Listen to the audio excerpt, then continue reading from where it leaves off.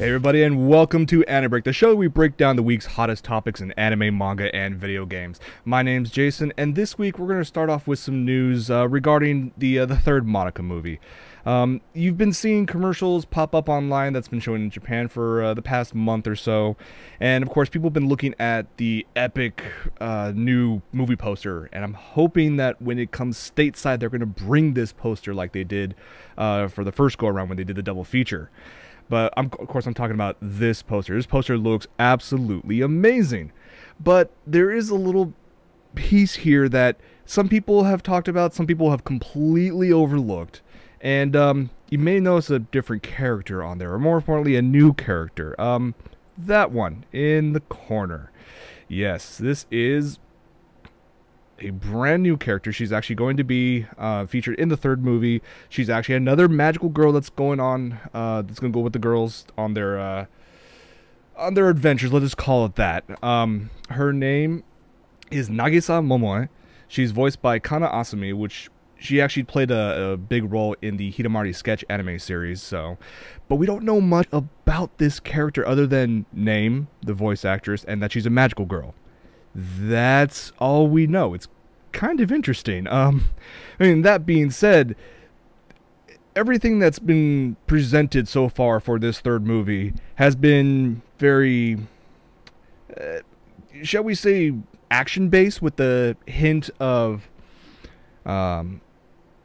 drama, but mostly action-based. I mean, it kind of goes part and parcel with the fact that the third movie is titled Rebellion, so you kind of have that going on. But that's not the only bit of news we have so far about Monica. Well, we already know that there is the possibility of bringing the third movie to the States in theaters like they did with the first two of the double feature. We know that there's manga out, and of course there's the TV series that most of you already picked up on DVD and or Blu-ray. But did you know about the upcoming video game? Yes, there's actually been reports of Monica Battle Pentagram. Now, what's interesting on this bit is Namco Bandai has actually made a number of posts lately about this, and they have a few interviews in a couple magazines. Here's the thing, though. They're kind of throwing some uncertainty into the works, because in one interview, they'll say it's for the PlayStation 3 console. Some other ones, they'll actually say it's for the PS Vita, and they're not confirming one way or another. I mean, it would be amazing if this actually comes out on both, and even better if it's able to come over stateside. So here's hoping for that. I'm sure a few of you will probably import this game anyways. So, and given the fact that the PS Vita and the PS3 are not region locked, you can actually go ahead and import it no problem. You just got to pay for the extra shipping over. Don't have much information about what the game is actually going to be, other than the game's going to feature just an original storyline. They tried to split it up in the sense of during the day it's like an adventure game slash dating game, I was going to call it. We are just talking to the characters. But by night, of course, they do all the fighting stuff. They're going to fight all the witches. But I don't have any more information other than that. It'd be kind of cool to see how they utilize each of the characters' not only personalities but also weapons, special attacks. I'm sure they can make some really cool effects using their game engine for it. But I'm still waiting for more information. The moment I find out, I'll let you guys know either on Twitter, Facebook, or just on the next show. Moving on to another series that is continuing on, and I'm very, very thankful for. I'm just going to play the trailer, and then we'll talk about it afterwards.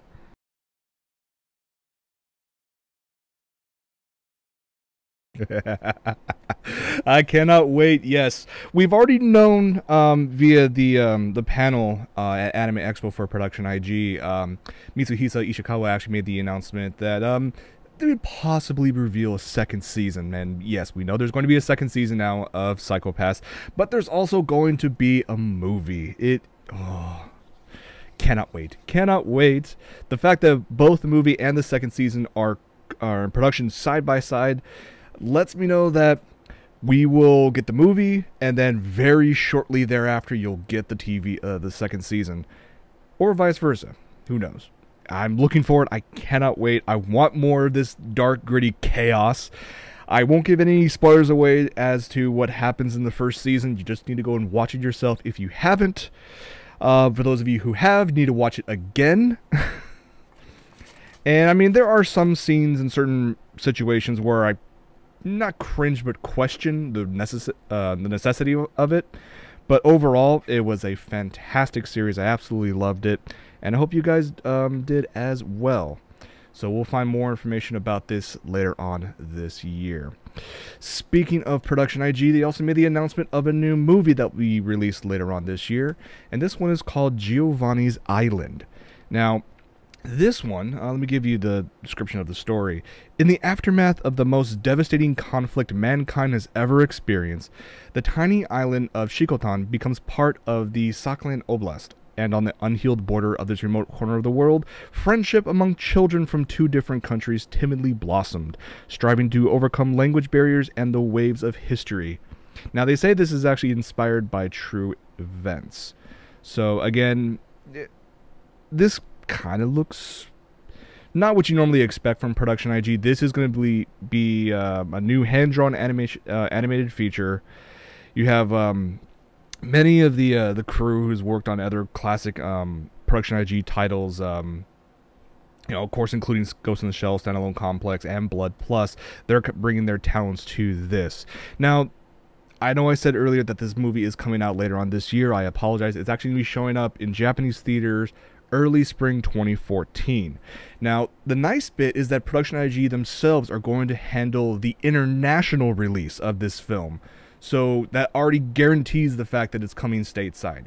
Now, whether or not that means it's coming out to theaters before it comes out on DVD and Blu-ray, that's left to be decided. Also, left to be decided who they're going to be partnering up with. Could be Funimation, could be Sentai, or they can go with just like a company called 11 Arts and just distribute the film in theaters themselves and nix all the companies. I doubt that's going to happen, but that's always a possibility. This should be very well made. I'm not expecting a tearjerker like, it's some past, what was the Ghibli film that made me cry like a kid? And there was many of them. Anyways, it's probably going to have some emotional scenes. It'll probably be very well animated, very well produced. I'm just going to go see it regardless, just because I know Production IG creates some great work, and I know you guys feel the same way. Let's talk about another anime production company that's known for their insanely high quality, and I'm talking about Kyoto Animation, or KyoAni for short. They had a lot of flack from fans when they announced their latest series that's going on right now named Free, which is features an all-male high school swim team. It still has the same level of animation quality. The production levels is incredibly high. I'm truly enjoying it. Plus, it has stuff for multiple people, so I'll just leave it at that. But they're not going to keep with this style for their next series. This one is called Kyokai no Kanata. This one is actually based off a light novel that actually won a KyoAni prize back in 2011, and then of course earlier this year in April they made the announcement that they're going to adapt this light novel into a series. Let me go ahead and just play the trailer, and then we'll talk a little about it afterwards.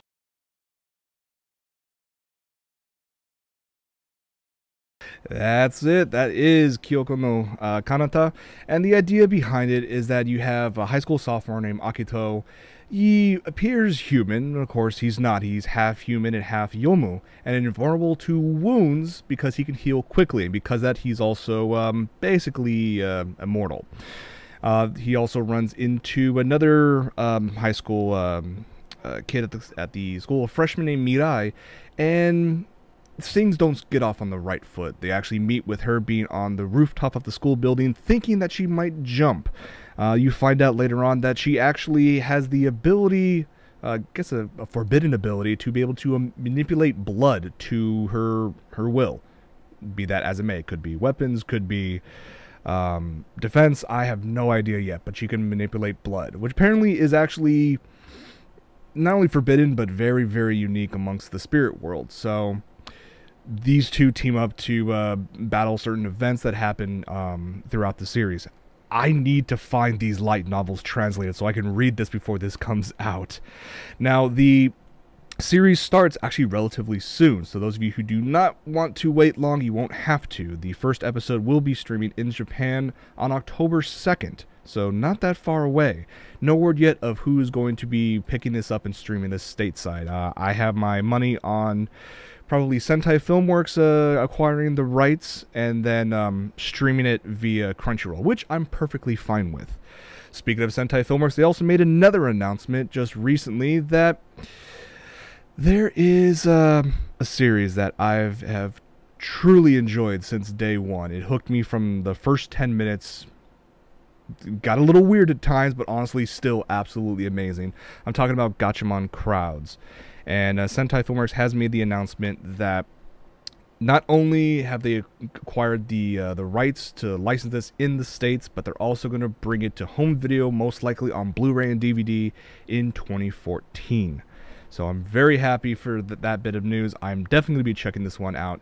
If you guys have not seen this yet, I've talked about this numerous times, go watch it on Crunchyroll, and then the moment Sentai makes the announcement of the pre-release or the pre-orders for the Blu-ray and or DVD, do so. Do yourself a favor and pre-order this. It's going to be an absolute blast.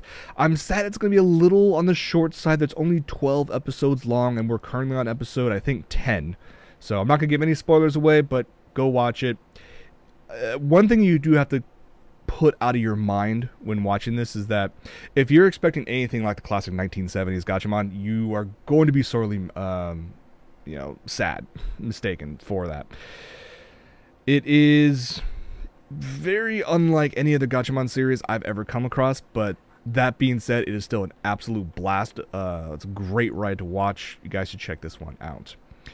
Moving on to some manga news, Yen Press made the announcement a while ago that they were going to bring the Watamote series, the manga version, over to the States. And they finally released the cover for Volume 1. And it definitely captures everything that is right or is wrong, depending on how you look at it, with the series in just one frame. I'm very happy the fact that the first volume will be available in October. And with Volume 2 coming out next January, and Volume 3 coming out next April. It's going to be a while before this, before getting the full set. But honestly, I'm just very happy that it's coming out. I've been a big fan of, let's call it, it's a cringe comedy. That's the best way of describing it. There are so many scenes on there that either you or someone you know have gone through in middle school or high school, and it's all the social anxiety and stress that goes along with it, especially the mindset of probably you or someone else has gone through, where you're thinking, oh, I want to be fit in, but these people are all horrible people, so why do I want to be like that? But you secretly do. So it's definitely something I've shown several people before, and they went, I can't watch this. Why? Is it bad? No, it's good. It's just, it hits too close to home. And I'm like, you should watch it. So yes, first volume of the manga will be available in the United States October 2013, not too far away. Let's talk about some live action stuff right now. If you are, let's put it this way. If you were a fan of Power Rangers back in the day when it first started in the United States, you're thinking, oh, that was cool. It's an original bit. Oh, they have some stuff from Japan. No. The entire Sentai genre is so huge and so varied over in Japan. Yeah, there's no way you can possibly try to sit down and marathon all of this. Or possibly can you?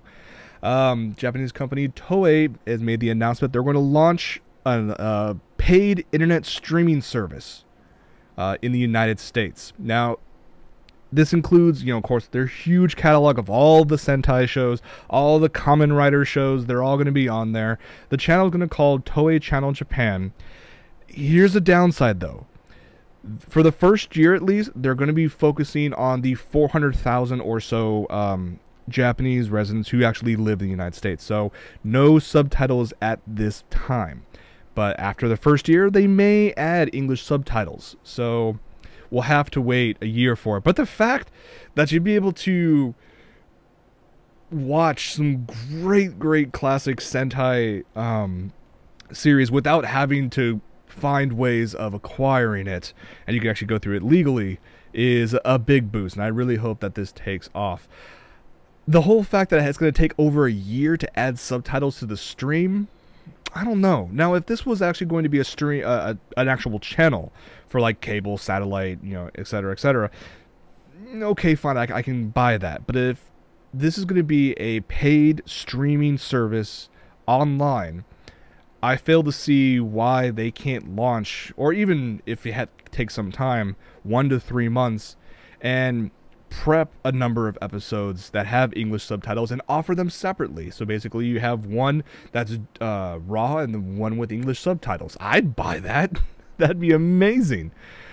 There are, I mean, actually, I'm hoping that,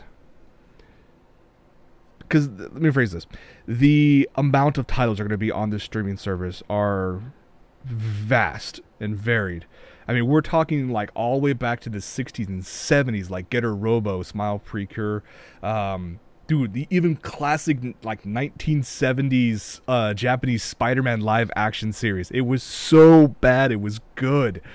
Yeah, that'll be on this eventually. So yeah, I mean, Toei is putting everything on the table on this, including, kind of surprisingly, a few gravure videos.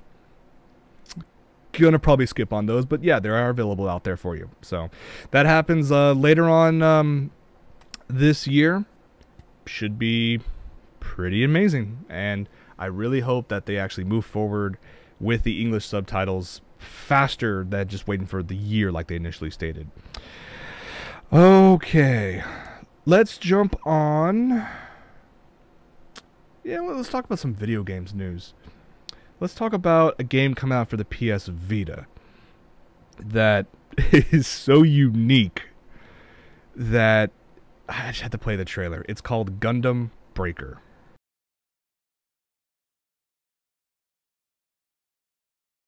So, right off the bat, it looks like a great Gundam game. You get all the classic Gundams together. You can pick your own, you can customize it, and then you go out there and you can fight against enemies, and of course, a 4-player multiplayer that was shown there as well. Now, granted, because it's on PS Vita, each of you have to have a PS Vita for that to happen.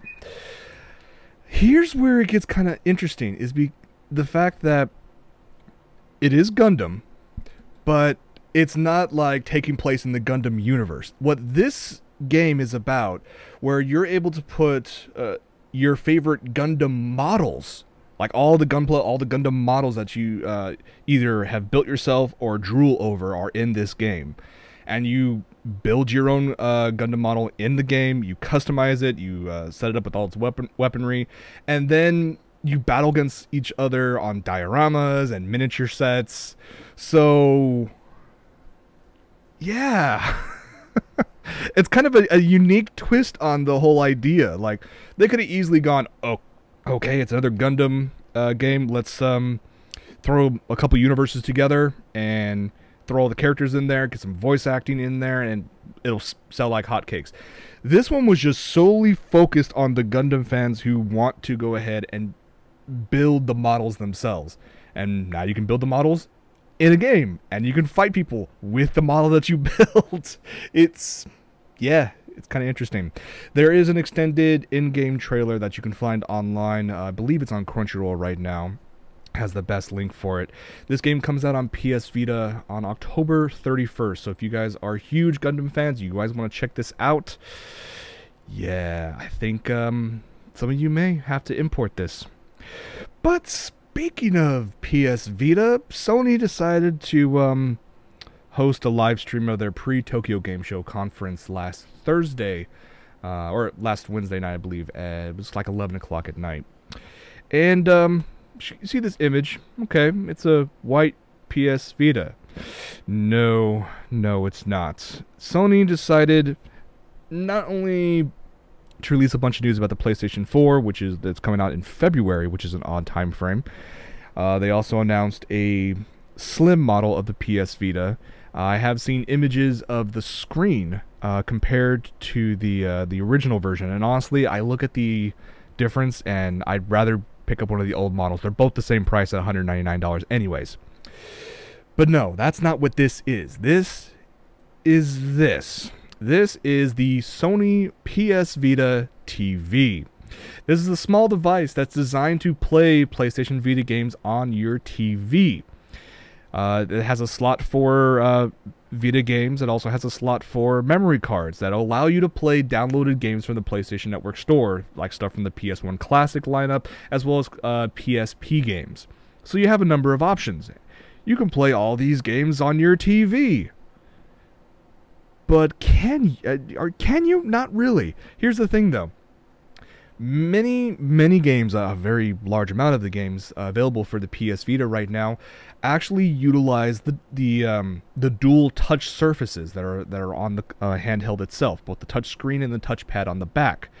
Given the fact that this device doesn't have any of those, and it's actually controlled by a DualShock 3, and eventually it'll be also controlled by a DualShock 4 controller, you're not going to be able to play those games. So if you have a game that you really enjoy in the PS Vita that you want to play on your TV, if there is a large amount of a touch interface that's needed, they're not going to upload a patch that allows you to use the DualShock 3 to bypass that. No, they just basically said you can't play those games on this. So I look at this from 2 points of view. One, they want to get into like the whole handheld media streaming market that's pretty big. I mean, let's face it, every single device, whether it's gaming or otherwise, that hooks up to your TV can stream media, either local or Hulu Plus, Netflix. This thing can actually stream from your Nico account. I mean, that's kind of a cool bit right there. They are going to be pushing this pretty heavily once the PlayStation 4 comes out because of the feature that allows you to remote play PlayStation 4 games through this device to another TV without the need for actually moving your PS4. That sounds definitely like a solution to a first world problem. I have too many TVs, only one PlayStation 4. Comes out November 14th for about $100 US. They will be offering a bundle pack that includes a DualShock 3 added 8 gig memory card for about $150. You'll be able to do standard things like check your email, chat, browse the net on it. On one end, it looks good, and on the other end, I'm honestly not impressed. I actually question why they wanted to jump into this in the first place.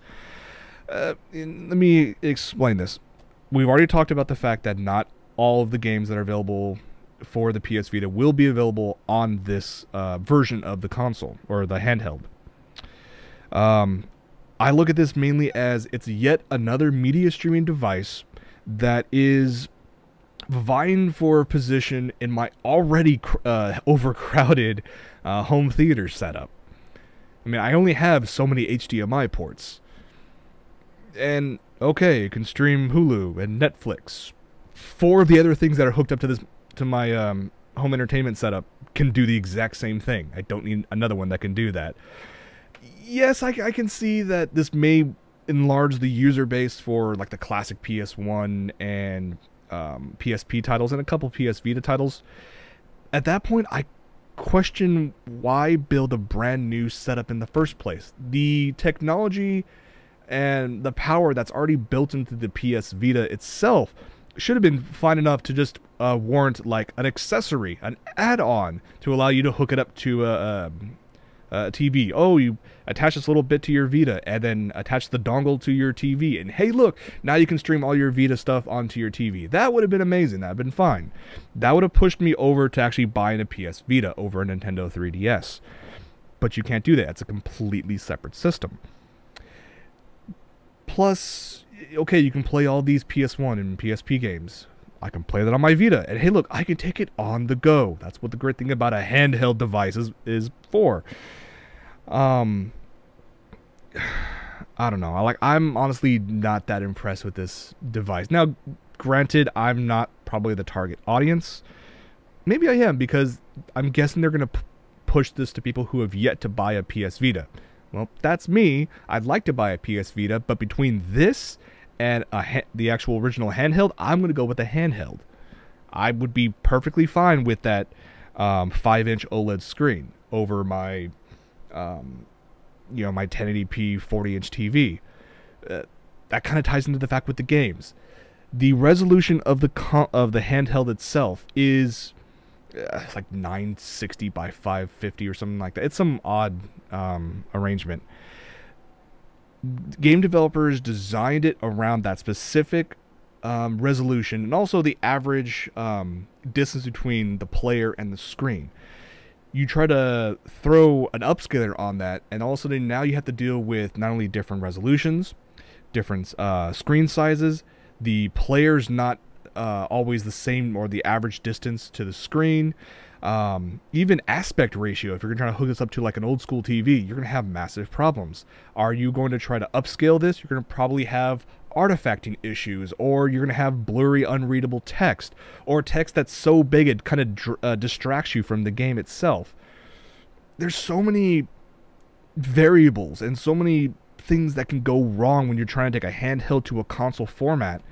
I mean, in the past, the Sega Nomad did brilliantly well, and of course the Game Boy player for the GameCube back in the day, because those took an idea for a handheld that was very, very basic at the time and allow you to upscale that to your TV. That was fine back then. In this day of HD, and we always want the most minute quality, and now you have consoles that could do 4K. Trying to take something like that, and you can't even double pixel it anymore. It has to be cropped. It's gonna look, to me, bad. That's just me. So, no news yet when Sony is going to release this in the States, although I'm quite sure they will eventually. Also, no word about the PS Vita Slim, and of course, my 2 bits on that is, yes, it's smaller, yes, it's a little thinner, but because the screen quality, because it's an LCD screen compared to the OLED screen of the original, honestly, they're the same price. Go get an original one. You could probably get one refurbished or used for cheaper. So, that's my eventual go. Alright, enough about Jason ranting, because I know I'll talk about this again with Michael on From My Mother's Basement on Sunday. I will promise to do my best to limit my ranting during that time frame. Let's talk about one final thing about a figure. And for those of you who are fans of the Fate franchise, I'm sure you have a number of figures already of Saber. And honestly, I mean, I have one. Yeah, I just have one. It's a really cool one. It's her on the bike, and it's really cool. But I thought I was just going to limit it to just one. I'm probably going to have to pick up this one, because Aniplex has announced that they're going to be releasing an upcoming 1/6 scale Saber Zero. This one is a little sultry. Here's the image that the figure is going to be based off of. Yeah, I saw that and I went, okay, fine, you got me. I'm going to have to go get this one. Because she is 1/6 scale, she's actually, a decent size, probably some good detail. The pose is very nice. Aniplex has recently released just a couple facial shots. That's all we get, is an idea of how, her face is going to look. And honestly, I mean, this is top-notch quality so far compared to other stuff I've seen featuring Saber. No news yet when this one's going to be released or even available for pre-order, but I look at this and I go, could be good. And I will probably pre-order this. Hopefully this will not come out till sometime next year, so I have time to save up. Well, that was a lot to go through tonight. We've covered a lot of different topics. I hope you guys enjoyed it. If you guys have ideas for future topics, you guys know where to hit me up on Facebook and Twitter. It's all the same, OtakuLife Jason. Even stop by and say hi on there. As a word about this upcoming weekend, there is a ramen festival going on in Torrance on the 14th and 15th. It's free admission. I don't know about parking yet. And it's going to feature over a dozen of the Los Angeles area's best ramen joints. They're all going to come together, bring a stall there, and ramen on average is going to be about $8 a bowl. Now, It's also been said that the infamous ramen burger is going to be available for limited time there as well. I may or may not go, depends on a number of situations. If you guys do go, 1, I'll be jealous. 2, take pictures and let us know what your favorite ramen is, because out of all the people who are all the booths who are going to be there, I can't really decide without retasting most of them again. Although right now I have to say the Sujita Onyx LA, I think that's going to be a lot of people's favorites, and I hope to convert a few more people to that if I go. But that's going to be it for this episode of AniBreak. Thank you guys so much for hanging out. Stay tuned for post-show. And yeah, for AniBreak, I'm Jason. Hope you guys have a great rest of the week, and see you on Sunday. Take it easy.